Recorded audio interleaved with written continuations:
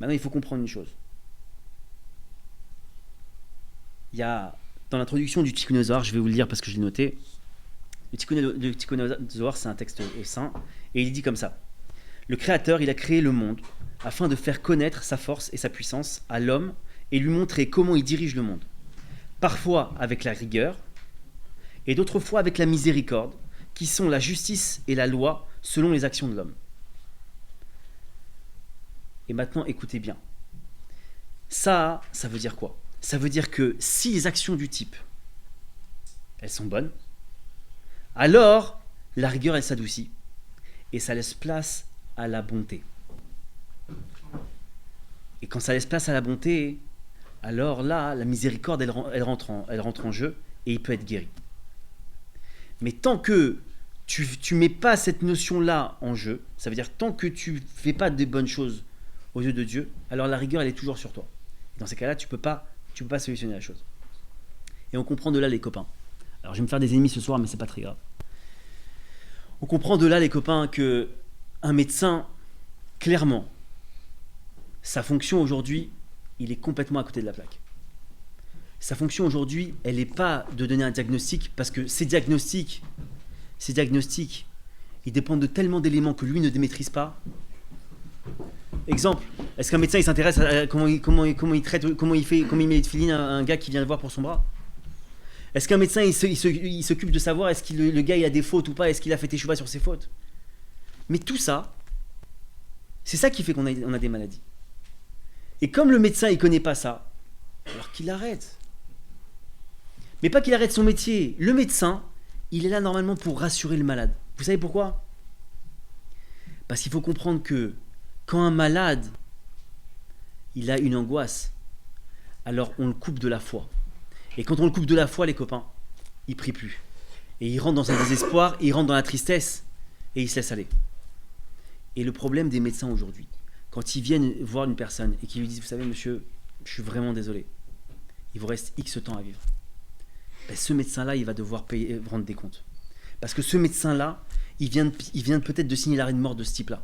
Parce que ce type-là, s'il n'y avait pas eu ce médecin qui était venu lui dire il vous reste quelques jours à vivre, alors qu'il aurait pu lui dire écoutez, je sais pas quoi vous dire, je suis pas sûr de la chose, je sais pas.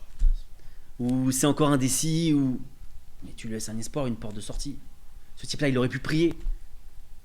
Parce que, je vais vous dire, une personne qui est alitée, qui est dans un hôpital, c'est le meilleur endroit pour pouvoir faire réjouir un effet, c'est-à-dire pour pouvoir faire une introspection. T'es seul. Les copains, je t'en supplie, quand vous voyez quelqu'un qui va à l'hôpital, Dieu nous en préserve, par pitié, ne mettez pas de poste de télé. Le poste de télé, c'est Yatsirara en puissance. C'est-à-dire, il est là, on lui a mis le poste de télé pour pas qu'il puisse faire une introspection sur lui et comprendre ce qui va pas. C'est la pire des choses à faire. Surtout pas mettre ça.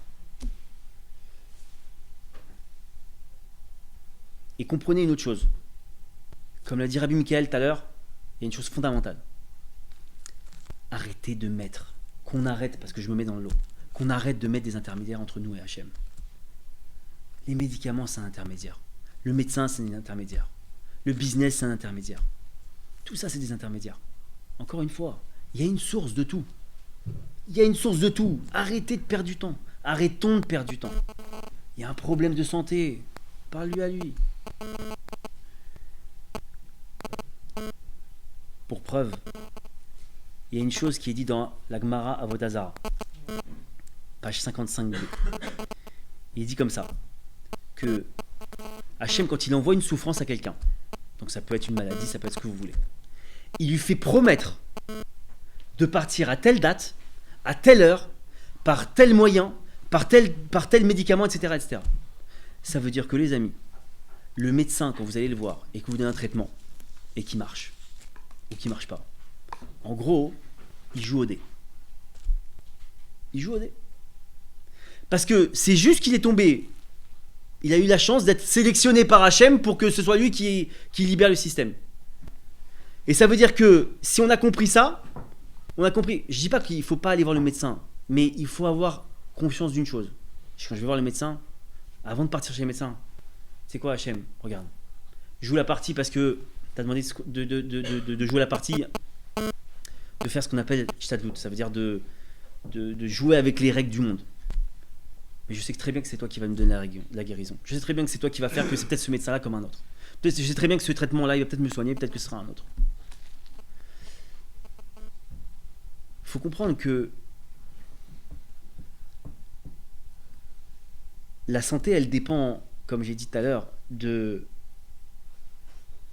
la connexion qu'on a avec Dieu et de la façon de faire les mitzvot. Pourquoi?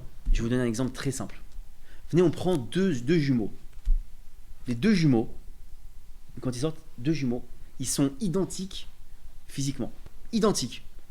Je pense que si on les ouvrait, on verrait des organes pareils chez les uns et les autres. La même chose. Comment vous pouvez m'expliquer que deux personnes qui ont le même corps, les mêmes organes, les deux, ils ont une destinée différente. Les deux, un, il peut avoir des galères de santé, l'autre non.